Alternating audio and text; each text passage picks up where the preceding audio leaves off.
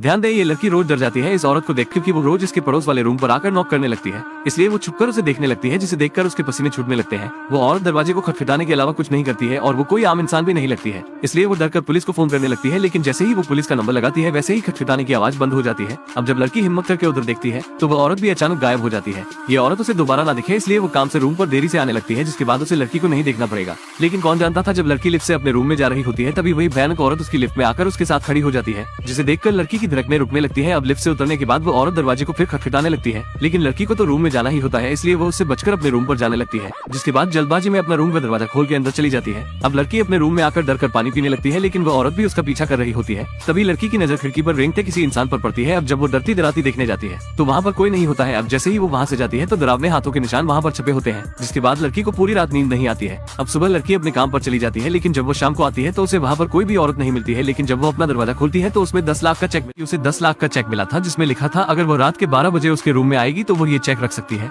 लेकिन जब लड़की 12 बजे उसके रूम में आई तो उसे वहाँ कोई नहीं दिखा, बल्कि उसे वहाँ पर एक बॉक्स दिखा जिस पर मंत्र लिखे थे। जिसके बाद उसे खोलने जाने लगी तो उसमें से आवाज आने लगी, जिसे सुनकर लड़की डरकर वहाँ से भाग जाती है। मुझे लगा यहाँ पर सब खत्म हो गया, लेकिन तभी अगले दिन जब वो अपने रूम पर आ रही थी तभी उसे एक और चेक मिला। अब की उसमें 1 करोड़ रुपए थे। ऐसा लगता है उसका पड़ोसी उसका इतनी जल्दी पीछा नहीं छोड़ने वाला है। ये देखकर लड़की गुस्सा हो जाती है और उसके दरवाजे को गुस्से में खटखटाने लगती है, उसे सबक सिखाने के लिए, लेकिन उसका पड़ोसी दरवाजा ही नहीं खोलता है। अब जैसे ही लड़की अपने रूम में जा रही होती है तभी अंदर से एक हाथ निकलता है और उस लड़की को पकड़ लेता है। जब हाथ उसे जाने नहीं देता है तब लड़की उसके रूम पर 12 बजे आने के लिए तैयार हो जाती है। थोड़े समय बाद 12 बज जाते हैं। वो लड़की डरती डराती उसके कमरे में आ जाती है, फिर बिना कुछ बोले उस बॉक्स को खोल देती है जिस पर मंत्र लिखे होते हैं। जब उसने बॉक्स खोला तो उसे उम्मीद नहीं थी कि उसके अंदर एक आदमी होगा जिसके चेहरे पर मंत्र लिखे होंगे, जिसे देखकर लड़की बहुत डर जाती है। फिर वो फौरन अपने कमरे की तरफ भागने लगती है, लेकिन उसे क्या पता था कि वो भयानक औरत भी उसी समय आ रही होती है।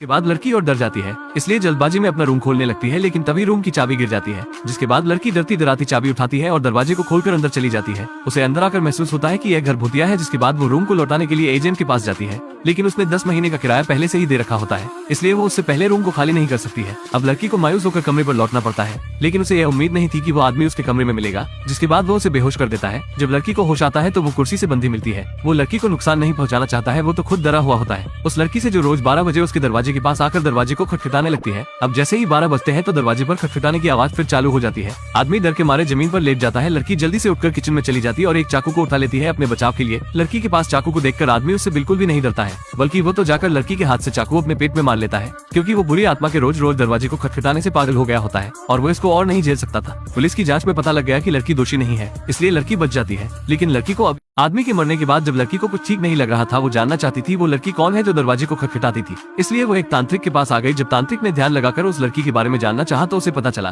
कि वो औरत एक मॉडल थी और वो आदमी एक फोटोग्राफर था जो अगले दिन मरा था। वो लड़की के आकर्षक रूप को देखकर फिदा हो गया था, इसलिए उसने जादू टोना की मदद से उसे बस में करने की सोची। तो इसलिए वो एक मास्क लाया, उसमें अपने खून की बूंदें डाल दी, फिर उस पर एक मंत्र पढ़ दिया जादू टोने वाला। इस तरह से लड़की उसके बस में आ गई और वो लड़की उसके घर पर रोज आ जाती थी, जिसे वो जानती तक नहीं थी। लेकिन एक दिन उसे महसूस हुआ कि उसके साथ कुछ गलत हो रहा है, जिसके बाद फोटोग्राफर ने उसे सब सच्चाई बता दी। जब लड़की ने ये सुना तो लड़की बहुत गुस्सा हो गई थी। अब दोनों में जब झगड़ा हो रहा था तो फोटोग्राफर ने धोखे से लड़की को धक्का दे दिया, जिसके बाद लड़की का सिर पत्थर के ऊपर टकरा गया और उसकी वहीं पर मौत हो गई। क्योंकि उसके साथ अन्याय हुआ था इसलिए उसे मुक्ति नहीं मिल पाई, इसलिए वो उस फोटोग्राफर के घर पर नॉक करती थी अपना बदला पूरा करने के लिए। जब तांत्रिक को ये सब पता लगा तो वो उस औरत की बॉडी को ढूंढने का सोचने लगी, क्योंकि फोटोग्राफर तो मर चुका है, इसलिए वो अब मुक्ति पा सकती है। आगे कोई घटना ना घटे इसलिए वो उसी जगह पर आ जाते हैं जहाँ पर वो औरत मरी थी। थोड़े समय ढूंढने के बाद बॉडी मिल जाती है और वो उसे दफना देते हैं और औरत को वहाँ से मुक्ति मिल जाती है।